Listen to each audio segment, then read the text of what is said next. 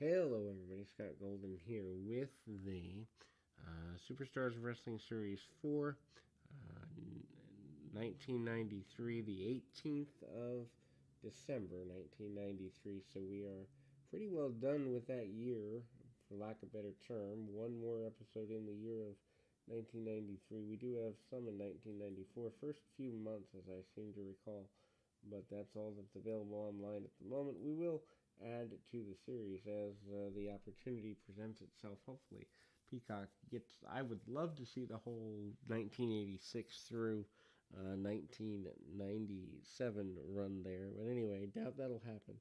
PJ Walker is facing Bam Bam Bigelow. Doubt good things are going to happen for him there either. Walker gets powered around a little bit there.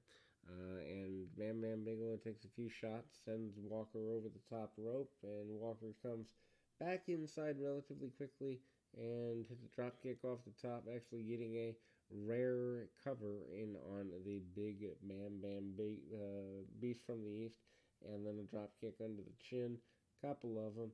Bam Bam actually goes down to a knee for him, and ultimately a big clothesline jump spot there.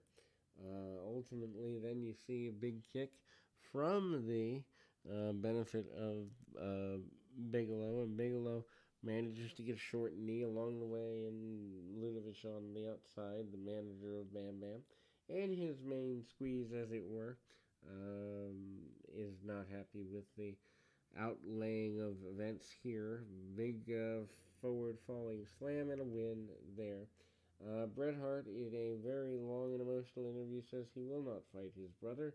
He says he's worried about his brother and that Owen could have rejoined the family after the victory at the Survivor Series at any time.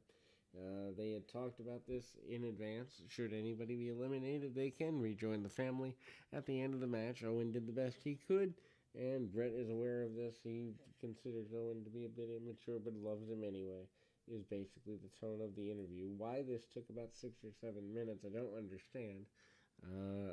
Bret's somber tone does help get the point across, in that, he's upset about having to potentially fight his brother and or get into it with his brother in any sort of way. Anyway, tie up by none other than Dwayne Gill and the 1-2-3 Kid. Gill and the Kid pretty well going at things here. Tie up by the Kid, and a big drop down and a drop kick right under the chin by Dwayne Gill. Dwayne Gill, of course, managing to become Gillberg a few years later, about 5 years later, gets his main run. I think he had cancer not too long ago. I haven't heard in about 6 months or so, maybe a little longer even, how he was doing. But hopefully Dwayne Gill's out there doing well, because Dwayne's a guy that has been nothing but good for the business. A couple of drop kicks and a splash or two from the 1-2-3 Kid gets him a victory. Hype for the upcoming match between none other than The Undertaker and Yokozuna.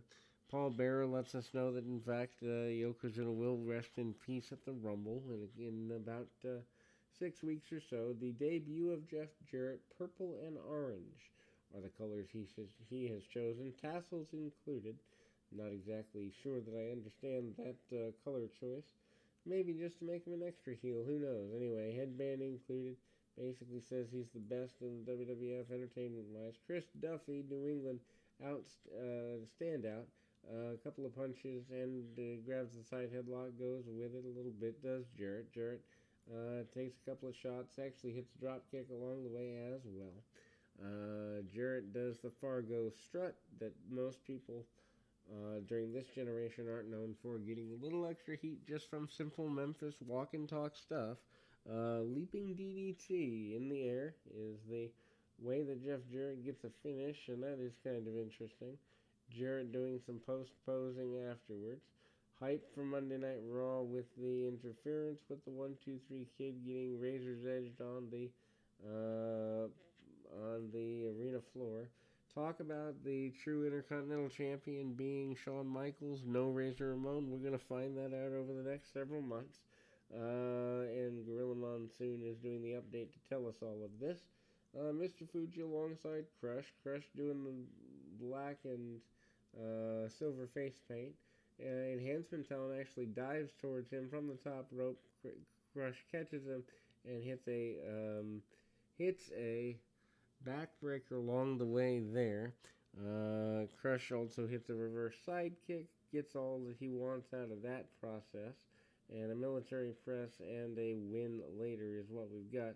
Barb Sparkplug Holly riding around in a stock car for about 30 to 60 seconds, talking about Thurman Sparky Plug coming to the WWF. Also, we go back to a dimly lit area where, in fact, Paul Bearer talks about the building of the casket for the Yokozuna at the upcoming Royal Rumble. Matches announced for the Royal Rumble include, but are not limited to, the IRS and Razor Ramon match for the Intercontinental Championship. Members of the roster added to the Royal Rumble itself, and of course Yoko and the Undertaker in a casket match here as well. The Steiner brothers are here in an enhancement challenge match. One of the participants of which is the Brooklyn Brawler. Obviously, the Brawler's a pretty big guy. Steiners, though, take him down pretty easily, single legs and the like, couple of suplexes, and the Steiners handle him pretty easily. Mike Bell, I believe, his tag team partner, as well, seen in Bigger, Stronger, and other documentaries of the time period. The Bulldog, Double Team Bulldog by the Steiners included also a Steiner line, and basically Steiners are dominant throughout. Jim Ross talks to Razor Ramon, who says that he is not the least bit worried about the IRS. IRS is a cheat along the way. Also, Shawn Michaels comes in and says that he is the true Intercontinental Champion, not Razor Ramon, and they're going to settle this up one day. That one day happens to be WrestleMania 10, so it's a ways away yet. But that's that, and we will go to the final Superstars, which is on Christmas Day, oddly enough, of 1993. We'll go there, and we'll be back soon after this. And until then, stay safe.